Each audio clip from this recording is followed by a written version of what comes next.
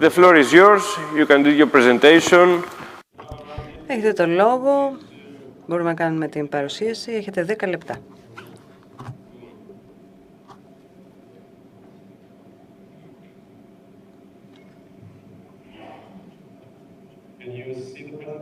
Βλέπετε την παρουσίαση?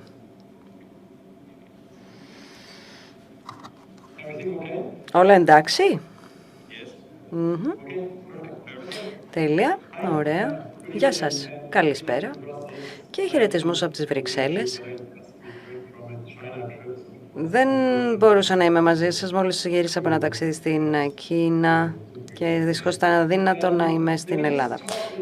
Να μιλήσω λίγο για το πώς εμείς βλέπουμε τον ρόλο των φωτοβολταϊκών στην ενεργειακή μετάβαση. Δυστυχώς ο ήχος είναι πάρα πολύ κακός και δεν ακούγεται καλά ο μιλητής για να γίνει διερμηνία.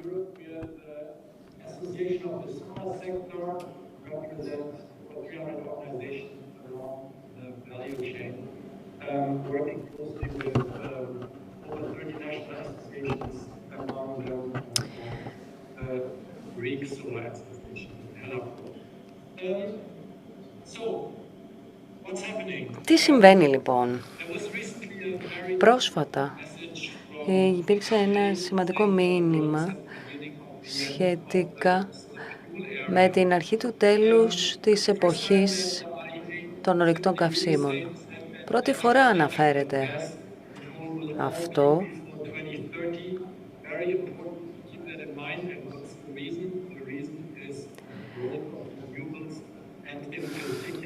Έχουμε την ανάπτυξη των ανανεώσιμων, ιδίως της ηλιακής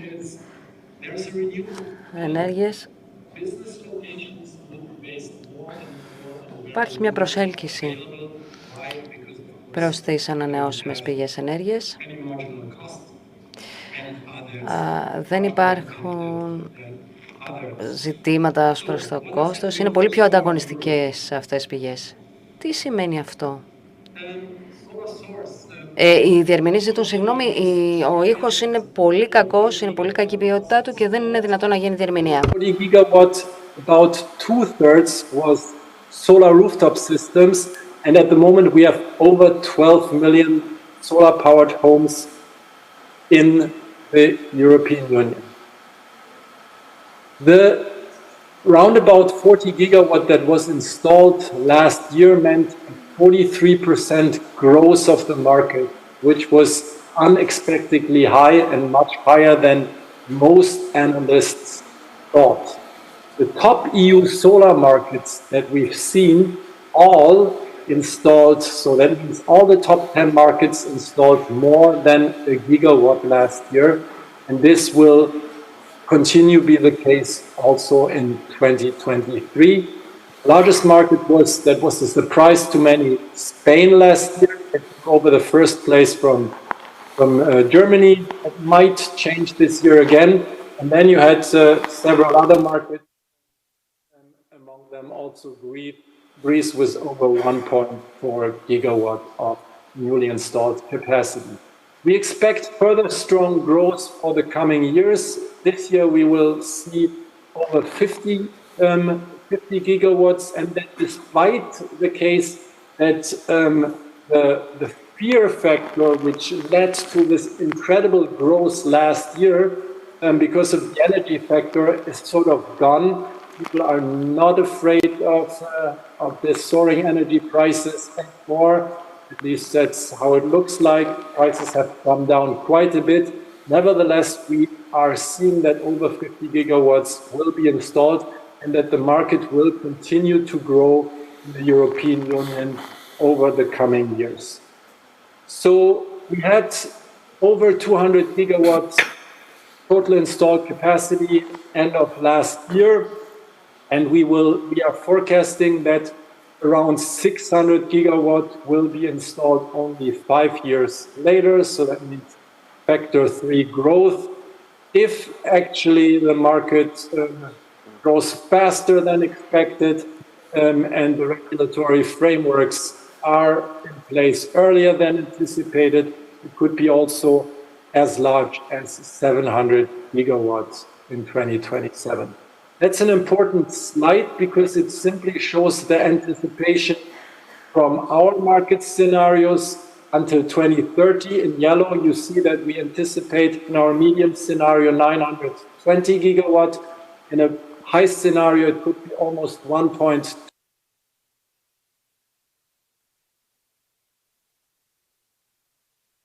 It's Repower EU package, a target of 750 gigawatt. That's all much higher than what we've seen in the national energy plans, which, at least in the old ones, of installed solar capacity by 2030. The new Τα νέα εθνικά σχέδια θα κατατεθούν ήδη, τα μισά έχουν ήδη κατατεθεί στις Βρυξέλλες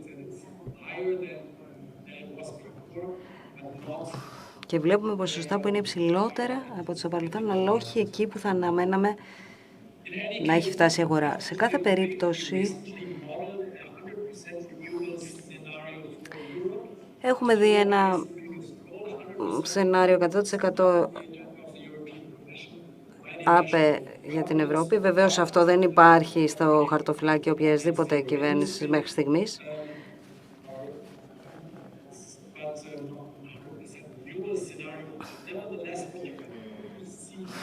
Όμως αυτό που μπορεί κανείς να δει, βλέπουμε δύο σενάρια. 100% ΑΠΕ μέχρι το 2050.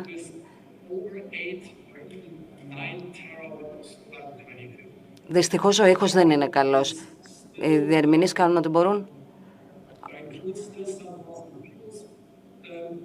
Αν στο μείγμα υπάρχουν ακόμη ορυκτά καύσιμα, έχουμε μία αγορά τεράστια για τις ΑΠΕ το 2050.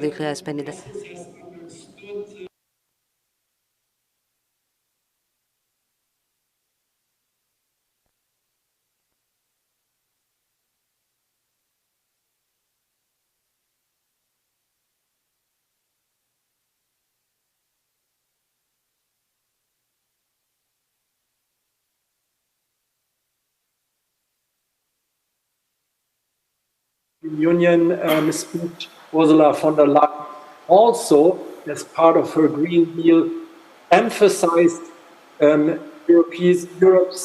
European industry's competitive. Because what we see, it's not only a development, but it's also about energy security, having an own industry, and the competition is not only from China, but also from the US, where they have the Inflation Reduction Act, a very attractive instrument to attract investment, which is taking place, and a lot of Europeans have already announced to expand in the US.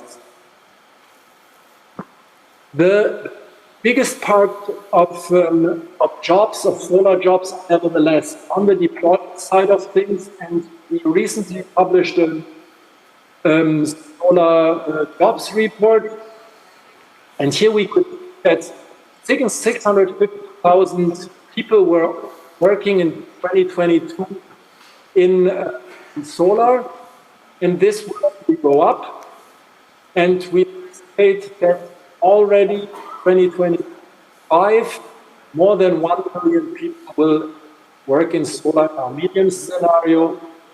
If the high scenario is out to be a reality, it will be much more. And in 2027, it could be as big as solar employed 1.6 million people in Europe. Just talking about two challenges, turning solar or big solar to reality. First is the solar workforce. So we need over 1 million people by 2025, but at the moment, we see in solar that solar has been in several countries a bottleneck. In Germany, for example, much more solar could have been installed, or several other countries if more solar installers had been available. So skills is an important area to come. We have to train installers. We also, of course, have to enforce the grid, where we see several markets, especially also the distribution grid, posing a bottleneck. Digitalization as part of this key. We also need secure and reliable green supply chain. The pandemic really saw how much that limited our growth. Our dependency was not healthy, so we have to set up also an own industry, create the boundary that this industry can grow, while at the same time not posing or establishing trade defense measures to also sure that, that we still can import products simply because our industry is also very small. Permitting is also key, and you all probably who are in solar are aware of that. Good thing is Brussels has understood it. During the emergency measures, permitting guidelines were implemented.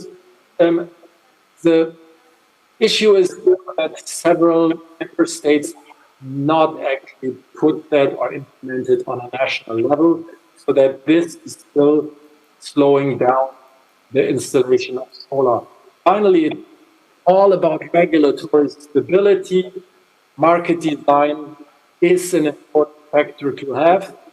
And here we really lobby hard that the changes in the current market design directives under discussion in Brussels are not too much.